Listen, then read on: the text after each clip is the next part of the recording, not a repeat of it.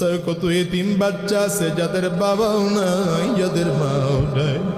বন্ধ হয়ে গেলে, ছুটি হয়ে গেলে কোনো বাচ্চা বাবার হাত ধরে লাফাইতে লাফাইতে বাড়িতে যায়, আবার কেউ মায়ের হাতটা ধরে লাফাইতে লাফাইতে বাড়িতে যায়।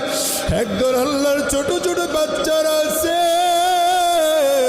এরা বারান্দায় দাঁড়াইয়া দাঁড়াইয়া খুঁটি দইরা কাঁদতে আর ডাক দেয়, মালিক আমার বাবা না,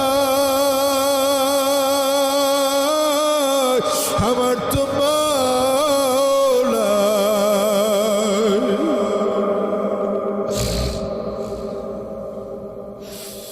আমি কার হাত ধরে বাড়িতে যাব? এই ছোট বাচ্চাদের জন্য কি তোমাদের মোটেও মায়া লাগে না?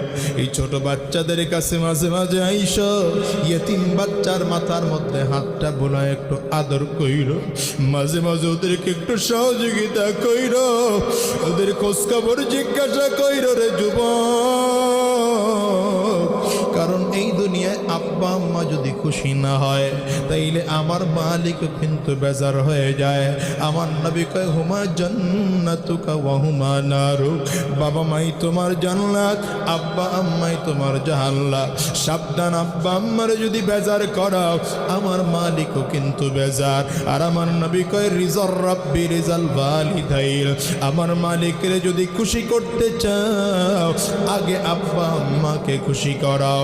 এই জন্য বলে যাই রে যুবক, জীবনে কোনোদিন আব্বা আম্মারে কষ্ট